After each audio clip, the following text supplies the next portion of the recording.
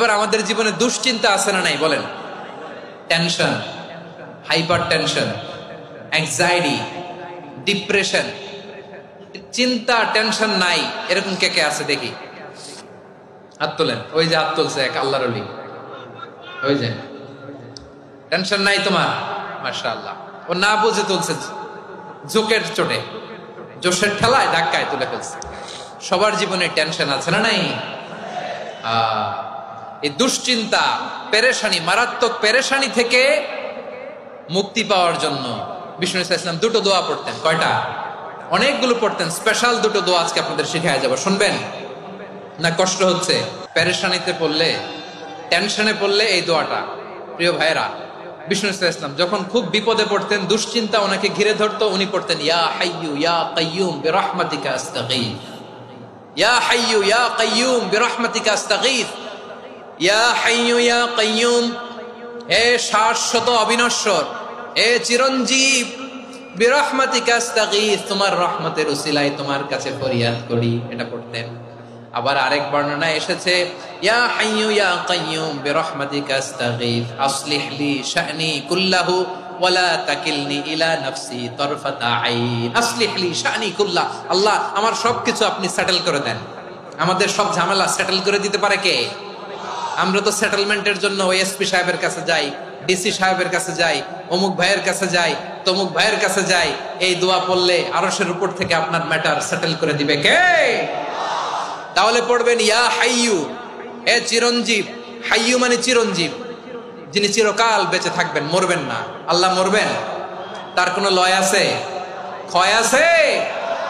সূরা রহমানে আল্লাহ বললেন কুল্লু মান আলাইহা ফানি ওয়া ইয়াবকা ওয়াজহু রাব্বিকা যুল জালালি ওয়াল ইকরাম ফাবিআইয়ি আলাই রাব্বিকুমা তুকাযিবান। জমিনে যা আছে সব ফান, ভ্যানিশ হয়ে যাবে, নিশ্চিহ্ন হয়ে যাবে, শেষ হয়ে যাবে, সব বিলুপ্ত হয়ে যাবে, একজন ছাড়া। জোরে বলেন তিনি কে?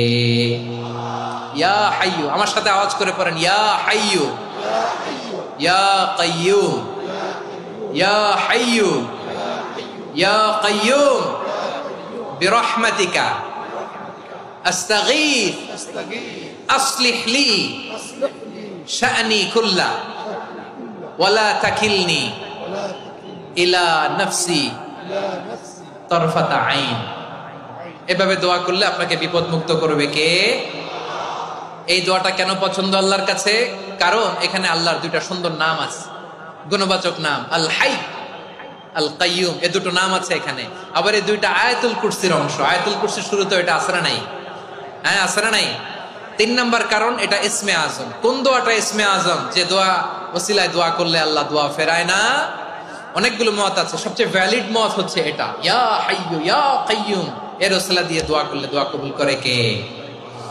2 নম্বরে বিশ্বনবী মারাত্মক বিপদে পড়লে আরেকটা দোয়া পড়তেন, আল্লাহুম্মা ইন্নী আবদুক। আগে দোয়াটা পড়ি, শুনেন।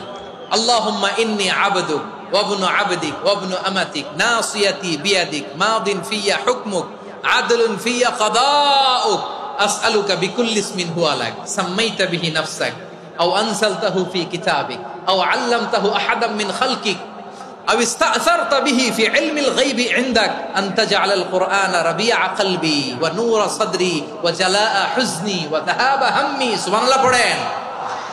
বিষ্ণুই বলতেন আল্লাহুম্মা ইন্নী আবদুক, ও আল্লাহ আমি আপনার গোলাম, ওয়া ইবনু আবদিক, গোলামের ঘরের গোলাম, ওয়া ইবনু আমাতিক, বাদীর ঘরের গোলাম। মানে আল্লাহ আমি আপনার গোলাম, আমার বাবা আব্দুল্লাহ ছিল আপনার গোলাম, আমার মা আমিনা ছিল আপনার বাদী। মানে আমরা গোলাম বংশের, সব গোলাম। নিজের এর চেয়ে আর ছোট করে আল্লাহর কাছে উপস্থাপন করা যায় আমার ভাইরা? কথা কি বুঝতেছেন? নিজেকে এর চাইতে ছোট, নগণ্য আর তুচ্ছ করে আল্লাহর সাথে প্রেজেন্ট করা যায়? বিশ্বনবী বললেন, ও আল্লাহ আমি আপনার গোলাম, গোলামের ঘরের গোলাম, দাসীর ঘরের গোলাম, নাসিয়াতি বিয়াদিক, আমার মাথার চুলের ছুটি আপনার হাতের মুঠোয়। আপনি ডানে টান দিলে আমি ডানে যেতে বাধ্য, আপনি বাঁয়ে টান দিলে বাঁয়ে যেতে বাধ্য। সুবহানাল্লাহ বলেন। পিছনে 2-1 ভাই দাঁড়ালেন কেন? হ্যাঁ, বসুন। জায়গা চেঞ্জ করতেছে, সেই দুপুর থেকে বসে আছে, আমি জানি মাশাআল্লাহ। কেউ দু একজন বেরিয়েছে, গ্যাপ পূরণ করতেছে, মাশাআল্লাহ। পড়েন সুবহানাল্লাহ, আলহামদুলিল্লাহ, লা ইলাহা ইল্লাল্লাহু মুহাম্মাদুর রাসূলুল্লাহ সাল্লাল্লাহু আলাইহি ওয়াসাল্লাম। বিশ্বনবী বললেন, আল্লাহ আমার মাথার চুলের ঝুঁটি আপনার হাতের মুঠোয়। আচ্ছা, এইভাবে কাকে ধরা হয়? যে খুব ছোট, ঠিক কিনা? নিজেকে কত ছোট করলেন বিশ্বনবী। ও আল্লাহ, আমার মাথার চুলের ঝুঁটি আপনার হাতের মুঠোয়, আপনি ডানে টানলে আমি ডানে যাব, বায়ে টানলে বায়ে যাব। আল্লাহ, আসআলুকা বিকুল্লি ইসমিন হুয়া লাক নাসিয়াতি বিয়াদিক মাদিন ফিয়া হুকমুক। আপনার নির্দেশ আমার উপর কার্যকর হবেই হবে। আদলুন ফিয়া কাদাউক, আপনার ফয়সালা, যেই ফয়সালাই আপনি আমার জন্য করেন এটাই ইনসাফ। সুবহানাল্লাহ বলেন। আমরা আল্লাহর ফয়সালায় সন্তুষ্ট হতে চাই না। কত কমপ্লেইন, আল্লাহ তুমি এটা দিলা না, ওইটা পাইলাম না, ওইটা হইল না রে, এরকম অভিযোগ কমপ্লেইন আমাদের আছে না নাই? আর বিশ্বনবী বলতেন, আদলুন ফিয়া কাদাউক, আল্লাহ আমার জন্য তোমার যেটা ফয়সালা এটাই সবচেয়ে শ্রেষ্ঠ ইনসাফ, এর চেয়ে ইনসাফ আর হতে পারে?